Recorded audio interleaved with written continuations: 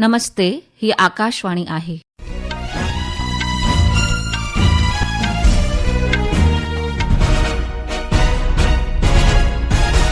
हाणे तो ममता खूबचंदानी खां देश ऐं विदेश जा समाचार ॿुधंदा। सभ खां पहिरियों मुख्य समाचार। प्रधानमंत्री नरेंद्र मोदीअ चयो, हैदराबाद में दुनिया जी सभ खां वॾी हवाई जहाज रख रखाव, मरम्मत ऐं लीप इंजन MRO सहूलियत जो लोकार्पण तोड़े INS माहे खे बहरी फ़ौज में शामिल करण भारत जी नई सोच ऐं नौजवान शक्तिअ खे ॾेखारे थो। आकाशवाणी ते मन की बात कार्यक्रम में प्रधानमंत्रीअ चयो, भारत जी अनाज पैदावार में इजाफ़ो थियो आहे। चूंड कमीशन 12 राज्यनि ऐं मर्कज़ी जहिड़े रियासतुनि में वोटर फ़हरिस्तुनि जी ख़ासि गहरी नज़रसानी SIR कार्यक्रम में तरमीम कई। वाचूड़ो तूफ़ान दितवा ईंदड़ 24 कलाकनि जे दौरान उत्तरी तमिलनाडु पुदुचेरी जे बराबर उत्तर तरफ़ वधण जा इम्कान आहिनि ऐं भारत जी गायत्री गोपीचंद त्रिशा जोलीअ जी जोड़ीअ सैयद मोदी अंतर्राष्ट्रीय बैडमिंटन टूर्नामेंट जी महिला डबल्स जो खिताब खटियो। हाणे समाचार तफ़सीलवार ॿुधंदा। प्रधानमंत्री नरेंद्र मोदीअ चयो आहे त लीप इंजन MRO सहूलियत INS माहे ऐं स्काई रूट जो इंफिनिटी कैंपस भारत जी नई सोच, नवीनता ऐं नौजवाननि जी ताक़त जो इज़हार करे थो। इहो श्री मोदीअ अॼु आकाशवाणी तां मन की बात प्रोग्राम में चयो। श्री मोदीअ चयो त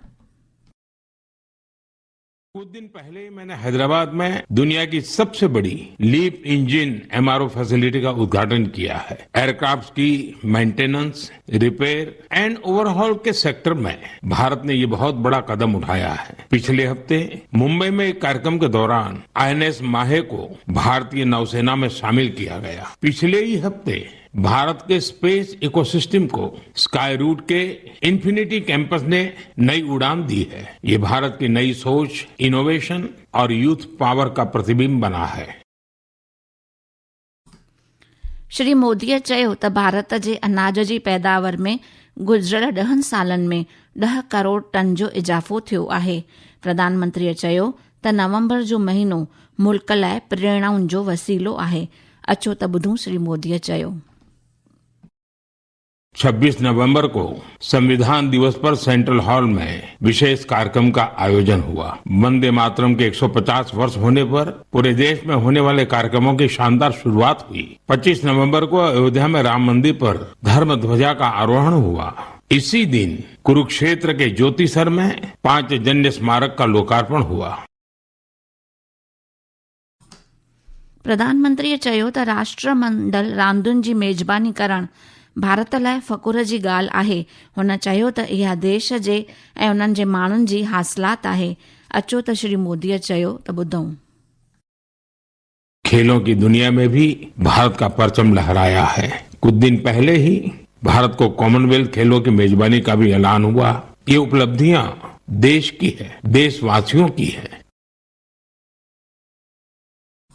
श्री मोदीअ चयो त हिन महीने क्रिकेट वर्ल्ड कप जीतण वारी औरतुनि जी टीम खां अलावा भारतीय रांदीगरनि केतिरनि ई खिताब खटिया आहिनि। प्रधानमंत्रीअ चयो त भारत में सियारे जे सैर सपाटे लाइ अथाह इम्कान आहिनि। प्रधानमंत्रीअ चयो त बहरी फ़ौज तेज़ीअ सां आत्मनिर्भरता तरफ़ वधी रही आहे।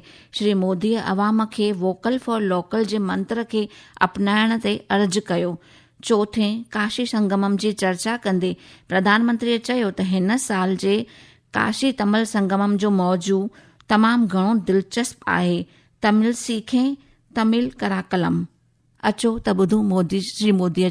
काशी तमिल संगमम उन सभी लोगों के लिए एक महत्वपूर्ण मंच बन गया है जिन्हें तमिल भाषा से लगाव है। काशी के लोगों से जब भी बात होती है तो वो हमेशा बताते हैं कि काशी तमिल संगमम का हिस्सा बनना उन्हें बहुत अच्छा लगता है। यहाँ उन्हें कुछ नया सीखने और नए नए लोगों से मिलने का अवसर मिलता है। इस बार भी काशीवासी पूरे जोश और उत्साह के साथ तमिलनाडु से आने वाले अपने भाई बहनों का स्वागत करने के लिए बहुत उत्सुक हैं। मेरा आप सभी से आग्रह है कि आप काशी तमिल संगमम का हिस्सा जरूर बने।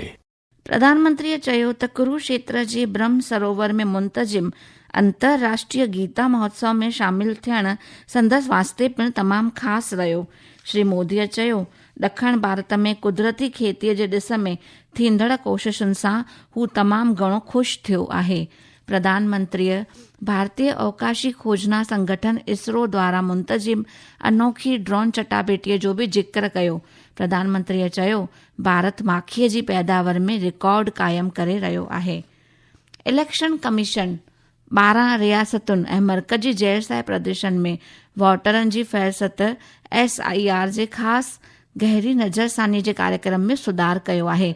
कमीशन SIR जी वक़्त मयाद खे 11 डिसंबर ताईं वधायो आहे। वोटरनि जी लिस्ट हाणे 16 डिसंबर ते पधरी कई वेंदी। आख़िरी वोटरनि जी फ़हरिस्त ईंदड़ साल 14 फरवरी ते जारी कई वेंदी। ही समाचार तव्हीं आकाशवाणी तां ॿुधी रहिया आहियो। वधीक समाचारनि जी तफ़सील जे लाइ तव्हां असांजी वेबसाइट newsonair.gov.in खे फॉलो करे सघो था। ही समाचार तव्हां असांजी YouTube channel AI news Gujarat ते बि ॿुधी ऐं ॾिसी सघो था। ॾखण ओलह बंगाल जी खाड़ी ऐं उन सां लॻ में आयल उत्तरी तमिलनाडु पुडुचेरीअ जे साहिलनि ते वाचूड़ो तूफ़ान दितवा उत्तर तरफ़ वधी रहियो आहे। आबहवा महकमे चयो आहे त उत्तरी तमिलनाडुअ खां वाचूड़े तूफ़ान जो मर्कज़ अटकल 70 किलोमीटर मुफ़ासिले ते आहे। ईंदड़ 24 कलाकनि जे दौरान वाचूड़े तूफ़ान जे उत्तरी तमिलनाडु साहिलनि जे बराबर उत्तर तरफ़ वधण जा इम्कान आहिनि। राज्य में साहिली जिलनि में तेज़ बरसात जी अॻकथी ज़ाहिर कई वई आहे। ॾखण ओभर एशिया में ज़ोरदार बरसात सबबि ॿोॾि ऐं ज़मीन गिरकण सां मौत जो तादाद अॼु 500 खे पार करे वियो आहे। अमलदारनि चयो त हफ़्ते भर में हज़ारे लॾपडाण कंदड़ माण्हुनि लाइ राहत जूं कोशिशूं जारी रहियूं आहिनि। इंडोनेशिया में 336, थाईलैंड में 170 ऐं मलेशिया में 2 माण्हुनि जे मौत जी तस्दीक थी आहे। ॾखण ओभर एशियाई मुल्कनि में बचाव ऐं राहत अमलदारनि अॼु बि ॿोॾि मुतासिर केतिरनि ई इलाइक़नि ताईं पहुचण जी कोशिश करे रहिया हुआ। सरकारी अंग अखरनि मुताबिक़ 40 लखनि खां वधीक माण्हू असराइता थिया आहिनि। दिल्ली पुलिस क्राइम ब्रांच हिकु अंतर रियासत शराब तस्करी गिरोह जो भांडाफोड़ कयो ऐं 2 ॾोहारियुनि खे गिरफ़्तार कयो। पुलिस जे मुताबिक़ ॾोहारियुनि खां गैर कानूनी शराब जा क़रीब 40 दॿा तस्करीअ लाइ इस्तेमालु कयल हिकु गाॾी बरामद कई वई। पुलिस चयो त 2 ॾोहारी दिल्लीअ मां शराब ख़रीद कंदा हुआ ऐं बिहार में विकिरो कंदा हुआ। इन मामले ते वधीक जांच पड़ताल जारी आहे। दिल्ली पुलिस मशहूर छापे यानी ब्रांड जे नाले ते नकली सिगरेट जी ख़रीदारी ऐं विकिरे जे हिकु वॾे गिरोह जो भांडाफोड़ कयो आहे।